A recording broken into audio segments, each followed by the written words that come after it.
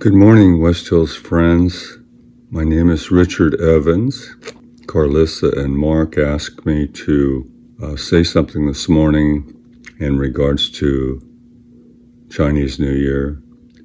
And I understand that it's a time of respect and honoring elders. Mark, this is the first time I'm on video of any kind. My name is John. My last name is O. I come from Malaysia more than 50 years ago.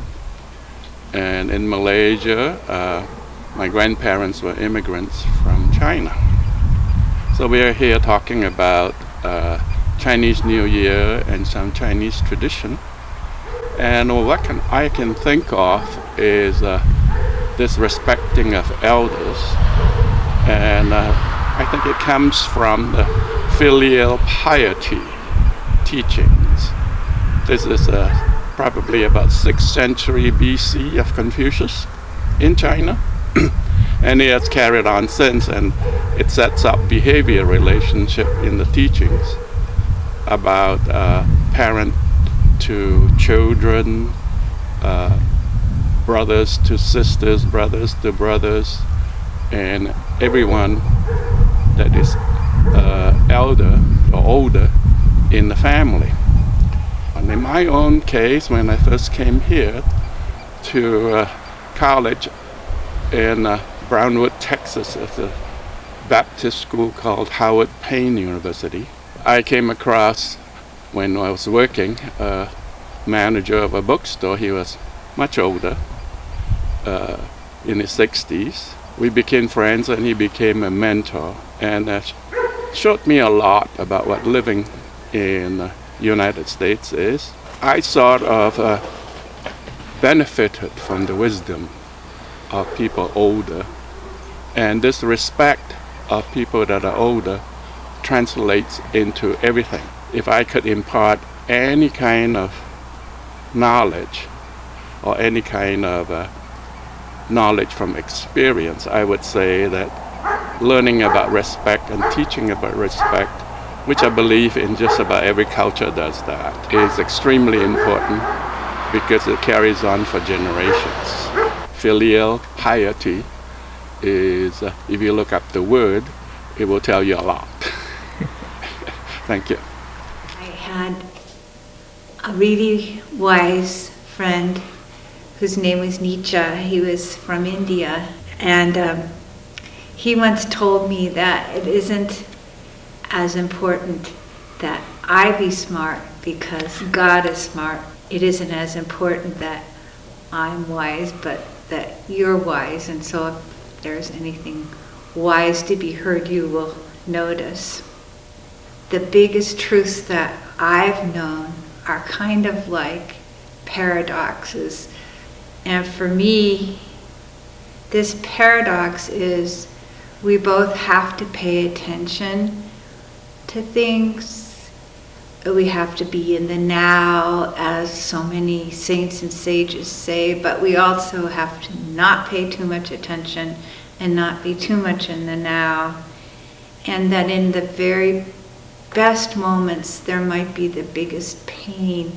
A story I remember very well was when my son was probably 2 or 3, and he got the worst croup I've ever had a child have. And he was just such a sweet child that I always felt like, we're gonna lose this one, because this is too easy, this is too wonderful.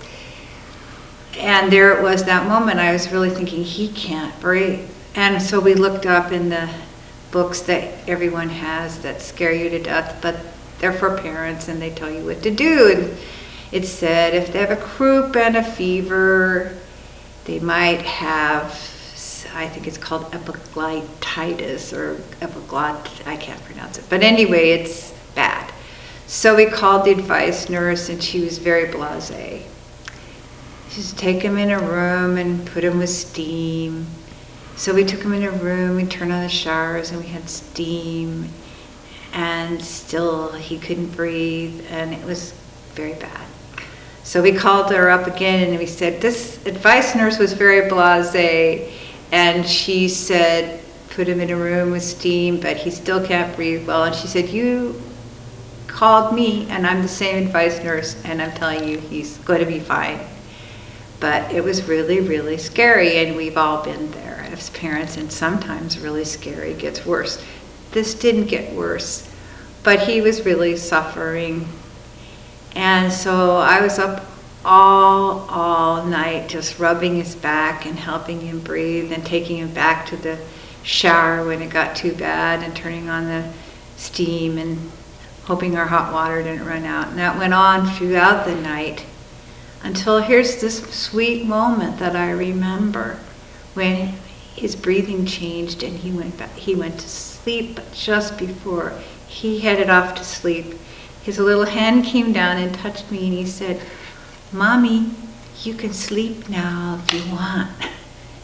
Can't quite do the raspy voice that goes with it, but you have to imagine he could barely talk. He was so choked up from the croup.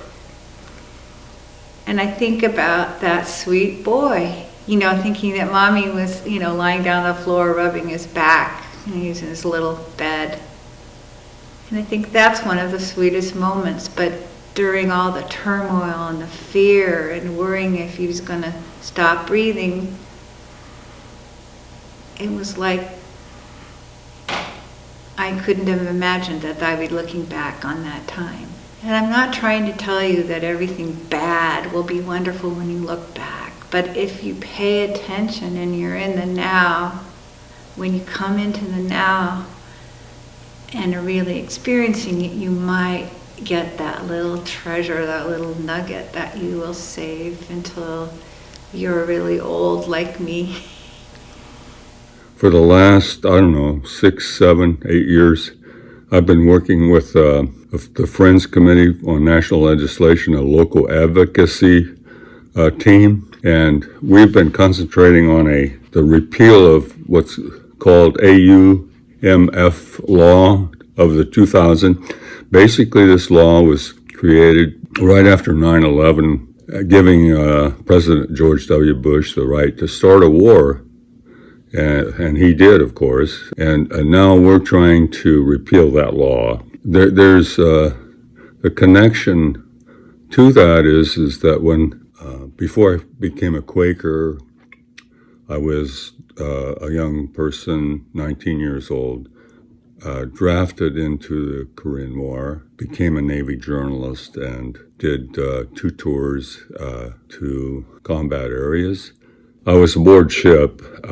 We were cruising in the South China Sea, and so we sailed into that channel.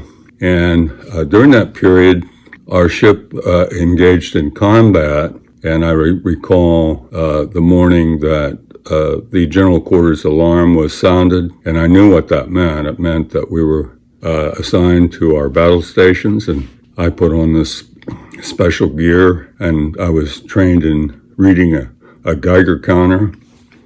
And the first thought that came to me was, am I going to die today?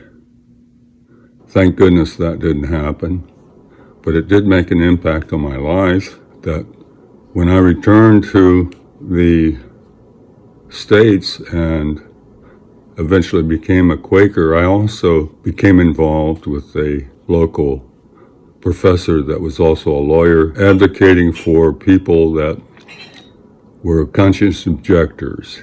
That was a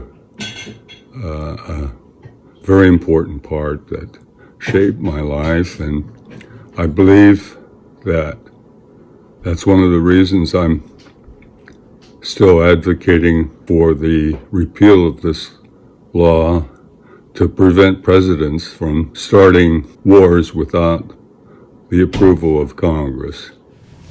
Hi, good morning. My name is Katie Burnett, and I would like to start by telling you a little story.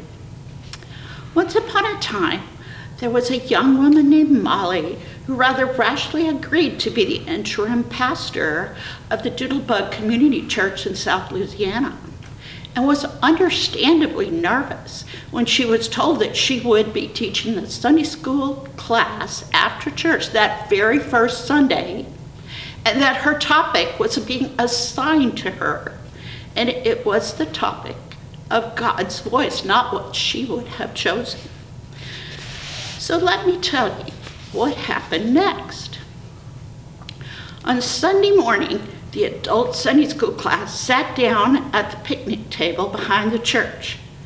"So tell me," said Pastor Molly shyly, "how do you hear the voice of God?"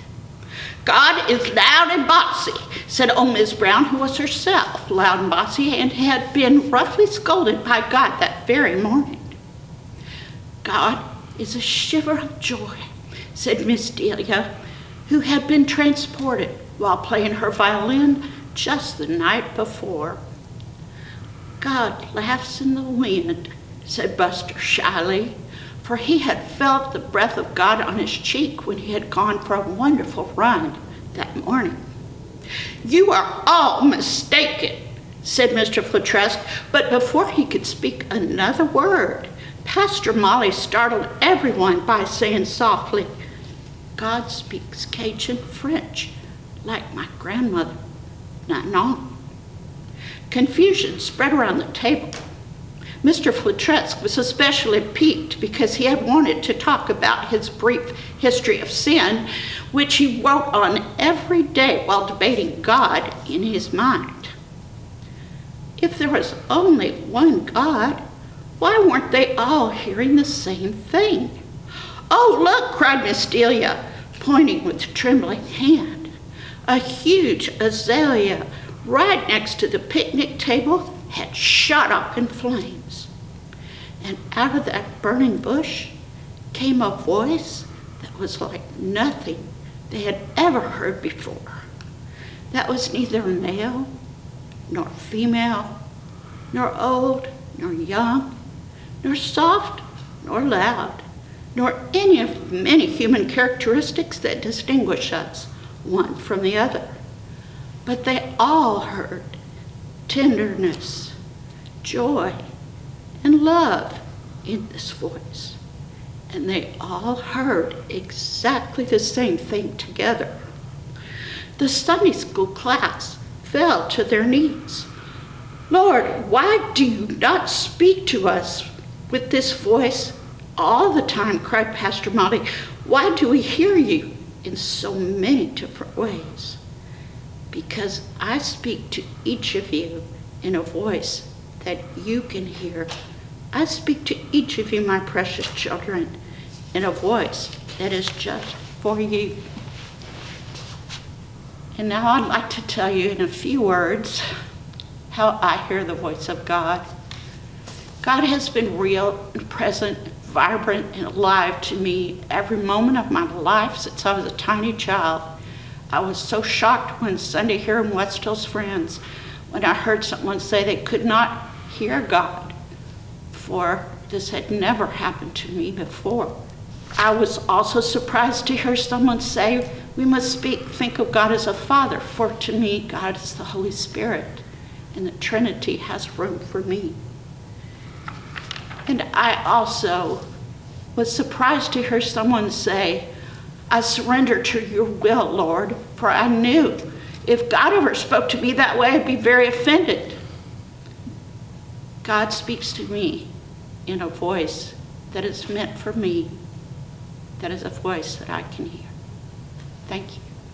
It's very good to be with all of you today. And as a final note, this pandemic has been very trying. Many of us have been quarantined for months, and I just marvel at the wonderful people that are masking and practicing social distancing and actually believe in science. So with that, I love you all. Have a great week.